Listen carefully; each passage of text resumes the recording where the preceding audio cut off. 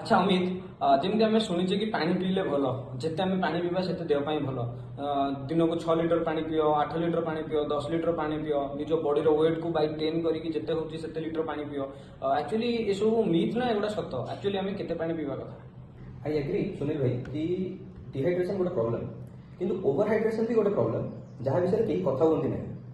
Over hydration से हुए जिते तुम्हें क्या कथा शुणिकी जिते होती से पानी पीओ, जिते पानी पीवाटा भल यही सब शुणिकी जो तुम बहुत अपसेट हो जाओ आउ पानी पीबार लग 6 लिटर 8 लिटर अरे तुम कौन ओट जिनस जहाँ से पानी पीवा भी हो कौन भल जिनस भी हो बहुत करवा सब खराब थाए।